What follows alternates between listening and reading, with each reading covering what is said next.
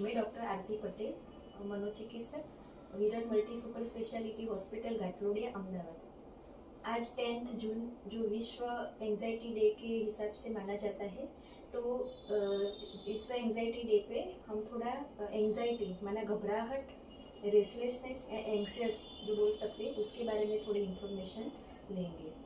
तो घबराहट माना कि कोई बात का होने का या होने की संभावना को लेकर व्यक्ति को डर लगना और परेशानी होना।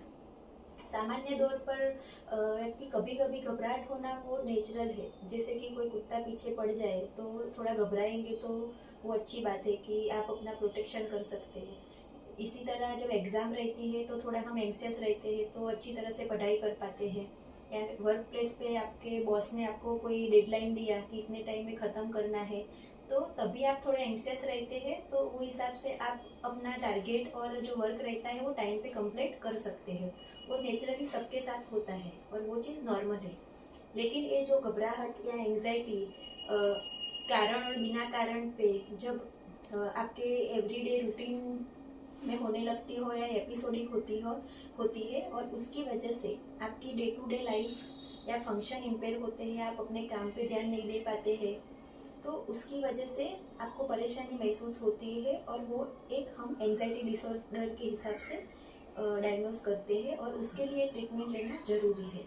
अब हम जानेंगे कि एंजाइटी के लक्षण होंगे, तो उसमें शारीरिक और मानसिक लक्षण रहते हैं। शारीरिक लक्षणों में आपको हैवीनेस ऑफ हेड फील होना, हेडेक रहना, साथ साथ में पसीना बहुत होना और छाती में दर्द सा महसूस होना, धड़कनें तेज हो जाना, छाती भारी सी हो जानी, साथ साथ में आपको पेट में गड़बड़ जैसी फील होता है, बार बार वॉशरूम के लिए जाना पड़ता है और कभी कभी पूरा शरीर ठंडा सा महसूस होता है और हाथ पैर में मूंगी सा महसूस होता है।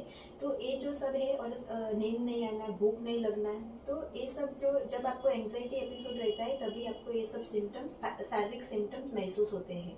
और मानसिक सिम्टम्स में आपको ज़्यादातर डर सा लगा रहता है, पूरे दिन आपको नेगेटिव थॉट्स आते हैं। एग्जाम्पल के तौर पे जैसे कि बच्चा स्कूल से लेट आया, बच्चा अभी स्कूल से आया ही नहीं, उसको लेट हो गया, तो आपको नेगेटिव तुरंत सोच लोगे कि उसका किडनैपिंग हो गया है क्या, हस्बैंड फोन नहीं उठा रहा है तो एक्सीडेंट हो गया है, या फिर छोटी छोटी चीज़ों के लिए आप थोड़ा टेंशन रहते हैं कि मैं काम टाइम पे कंप्लीट कर पाऊंगी कि नहीं, बाजार से चीज़ें लानी है, खरीदी करके लेके आ पाऊंगी कि नहीं। तो ये जो है, जो वरीज बोलते हैं, वो आपके मानसिक सिम्टम्स में काउंट करते हैं। तो अभी एंजाइटी की वजह भी बहुत होती है, जैसे कि फोबिया, जिसमें व्यक्ति को हाइट का डर लगता है या क्लोज प्लेस का डर लगता है, क्राउड का डर रहता है, या पानी का डर रहता है।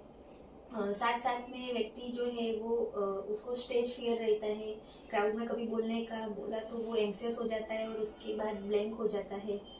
और पैनिक अटैक, जिसको भी हम एंजाइटी में काउंट करते हैं। साथ साथ में जनरलाइज एंजाइटी डिसऑर्डर, जिसमें व्यक्ति को एक टेंशन खत्म होता है, एक चिंता खत्म होती है, दूसरी शुरू हो जाती है और वो व्यक्ति रूटीन जो डेली एक्टिविटी रहती है उसके बारे में भी चिंता करता है और पूरे दिन वो एंग्सियस रहता है। और ओसीडी, उसमें भी व्यक्ति को एंजाइटी फील होता है। तो ऐसे एंजाइटी डिप्रेशन के साथ में भी होता है और ओनली एंजाइटी भी रहता है।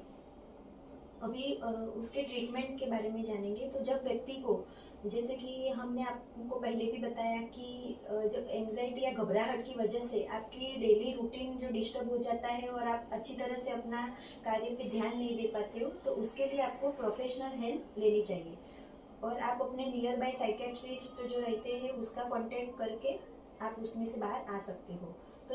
तो अभी हमने सिम्टम्स के बारे में जाना। तो आपको ऐसे कोई भी सिम्टम्स महसूस होते हैं और इसकी वजह से आपका रूटीन जो डिस्टर्ब होता है, आप अपने फंक्शन कार्य पे ध्यान नहीं दे पाते हो, तो वो ज़रूरी है कि आप अपने नज़दीक के साइकेट्रिस्ट और मनोचिकित्सक का कॉन्टैक्ट करें और आप ये परेशानी में से आसानी से बाहर आ सकते हो। धन्यवाद।